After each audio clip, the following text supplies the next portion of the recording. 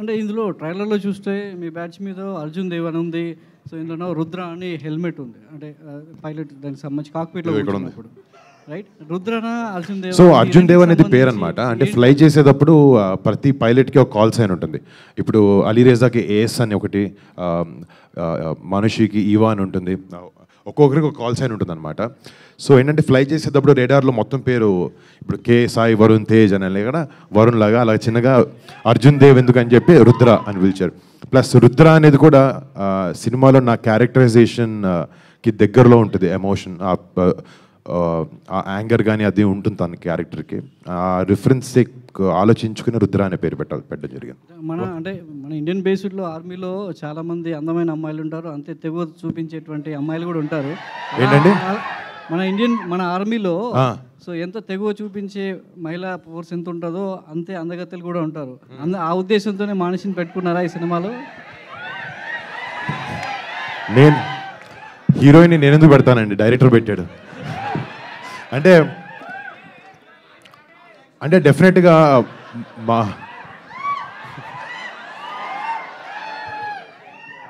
అంటే సినిమాకి తనని తీసుకోవడానికి రీజన్ కూడా అంటే డెఫినెట్లీ క్యారెక్టర్కి సెట్ అవ్వాలనే ఉద్దేశమే ముఖ్యంగా ఉంది. అండ్ ఆబ్వియస్లీ తన అందగత్త కాదనే దానికి డిస్కషన్ అవసరం లేదు, అది ప్రపంచం మొత్తానికి తెలుసు. అది అందుకే తను మిస్ వరల్డ్ అయింది. డెఫినెట్లీ తను not just beauty, she's beauty with brains. And అలాంటి ఆమె మా సినిమాకి వాళ్ళు పనిచేయడం కూడా నిజంగా వీఆర్ ఆల్ వెరీ హ్యాపీ. మనిషి ఇలాంటి యాక్టర్స్ మాకు దొరకడం అండ్ ఇలాంటి క్యారెక్టర్కి తను 100% జస్టిస్ చేసింది. మీరు యాక్టింగ్తో పాటు, మీరు అందంతో పాటు యాక్టింగ్ కూడా చూడండి. వరుణ్ గారు, ఈ సినిమాతో మీరు బాలీవుడ్కి ఎంట్రీ అవుతున్నారు కదా, so all the best sir. అయితే థ్యాంక్ యూ అండి.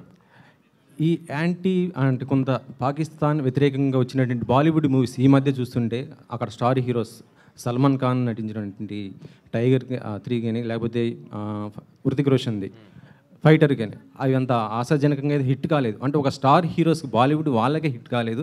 ఈ సినిమాతో మీరు అక్కడ ఎంతవరకు క్యాచ్ చేయగలుగుతారు అనుకుంటున్నారు? అంటే ఒక సినిమా హిట్ అవ్వడానికి దాని నేపథ్యం రీజన్ అవ్వదు, చాలా రీజన్స్ ఉంటాయి. నాకు మీరు చెప్పిన దాంట్లో కరెక్ట్గా ఏ టైటిల్స్ కూడా నాకు అర్థం కాలేదు. బట్ ఒక సినిమా హిట్ అవ్వడానికి దాని వెనకాల ఉండే ఎమోషన్ కానీ ఇవన్నీ కూడా చాలా ఇంపార్టెంట్.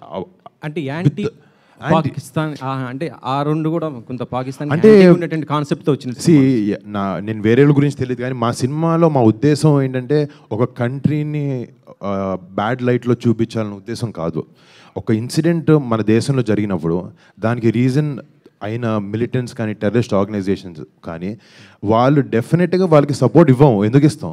మన ఇండియాలో మన ఇండియన్స్ అందరికీ దేశభక్తి లోపల ఉంది. వేరే వాళ్ళు ఎవరైనా మన కంట్రీలోకి వచ్చి తప్పు చేసినప్పుడు 100% మనం మనతో నుంచుంటాం, వాళ్ళు మనకు చెడ్డగానే కనిపిస్తారు. బట్ డెఫినెట్గా ఒక దేశాన్ని తప్పు అని అనడం చాలా తప్పు. మేము సినిమాలో ఒక దేశాన్ని తప్పుగా చూపించలేదు, ఇలాంటి ఒక ఇన్సిడెంట్ చేసిన ఒక ఆర్గనైజేషన్ని తప్పుగా చూపించాం, బట్ ఒక దేశాన్ని కాదు. హాయ్ వరుణ్. హలో అండి. Hi hi. ఫిబ్రవరి 2014 27th గుర్తుంది కదా? డేట్స్ అంత confuse. 2017 February 27th first shoot మన అనౌన్స్మెంట్ వచ్చింది. ఇప్పుడు 10 years కంప్లీట్ అవుతుంది. కరెక్ట్. సో 10 years జర్నీలో మీరు నేర్చుకున్నదాన్ని అడగను కానీ ఏం వదిలేశారు, ఇష్టమైన ఏం వదిలేశారు క్యారెక్టర్ దీనికోసం? అంటే మీరు ఒక యాక్షన్ హీరోగా నిలబడాలి, మెగా ఫ్యామిలీలో ఒక హీరోగా నిలబడాలని మీకు ఇష్టమైన ఏదన్నా వదిలేశారా ఈ 10 yearsలో? అంటే ఏం లేదు, ఒక యాక్టర్గా ఇప్పుడు నేను యాక్టర్గా అయింది రీజన్ చిరంజీవి గారు. నేను చిరంజీవి గారిని చూసి ఇన్స్పిరేషన్గా తీసుకునే యాక్టర్ని అయ్యాను. ఇప్పుడు ఆయన ఎన్నో సాక్రిఫైజెస్, ఫ్యామిలీ టైం కానీ లేకపోతే ఫ్రెండ్స్తో టైం కానీ ఇవన్నీ సాక్రిఫైస్ చేస్తేనే, అంటే ఆయన ఒక్కరే కదండి, ఆయన చాలా గ్రేట్. బట్ ఇండస్ట్రీలో ఉండే ఎంతోమంది హీరోస్ ఎన్నో సాక్రిఫైజెస్ చేస్తేనే వాళ్ళ పర్సనల్ లైఫ్కి అన్నిటికీ they can shine in their career. అలాంటి సాక్రిఫైజెస్ డెఫినెట్గా ఇది అది అని కాదు కానీ ఎవ్రీ టైం టు టైం ఏదో ఒకటి వదిలేసుకుంటూ ముందుకెళ్ళాలి. ఒక్కోసారి కడుపు మార్చుకోవాల్సి వస్తుంది క్యారెక్టర్ కోసం, ఒకసారి ఇంటికి లేట్గా వెళ్ళాల్సి వస్తే, నిద్రలు ఉండవు, ఇవన్నీ కామన్.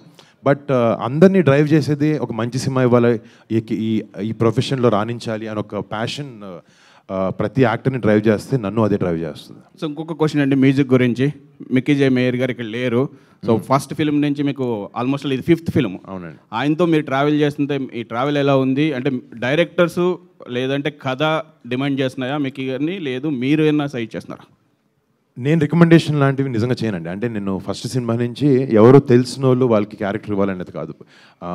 ఇప్పుడు వాళ్ళ క్యారెక్టర్లో వాళ్ళని చూడగలుగుతున్నాం, వాళ్ళు కరెక్ట్గా ప్లే చేయగలుగుతారు, దానికి 100% న్యాయం చేయగలుగుతారంటే అది పెద్ద చిన్న యాక్టర్ అని కూడా నేను అట్లీస్ట్ నా సినిమాల వరకు నేను వాటికి ప్రాముఖ్యత ఇస్తాను. ఇప్పుడు ఫస్ట్ ఫర్ ఎగ్జాంపుల్ అలీని చూసినప్పుడు అలీ చాలా సినిమాలో చాలా క్యారెక్టర్ చేశాడు.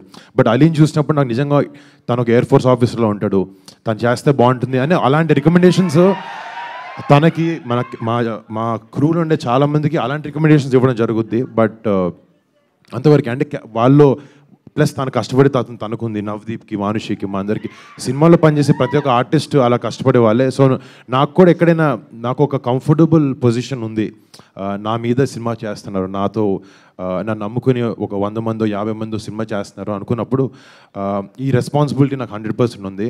అప్కమింగ్ వాళ్ళకి లేకపోతే కష్టంలో ఉన్న వాళ్ళకి ఛాన్స్ ఇవ్వాలి ఎవరికైనా, లేకపోతే టాలెంటెడ్ పీపుల్కి ఛాన్స్ ఇవ్వాలి, ఒక ప్లాట్ఫామ్లో క్రియేట్ చేయాలి అనే ఒక ఉద్దేశం మాత్రం నాకు 100% ఉంది. అలాగే మిక్కీ యంగ్ కాదు, మిక్కీ చాలా proven director, music director first నుంచి. కానీ మా ఇద్దరికి అలా కుదిరింది, ఎప్పుడూ ప్లాన్ చేసింది కాదు. ఫిఫ్త్ ఫిల్మ్ ఇది. ఈ సినిమాకి వచ్చినప్పుడు నిజంగా తను చాలా ఫెనామినల్ వర్క్ చేసి, ఇందాక మీరు బీజిఎం వింటుంటే అందరికీ గూస్ బంప్స్ వస్తున్నాయి వింటున్నప్పుడు. And thanks to Mickey for giving a great music score.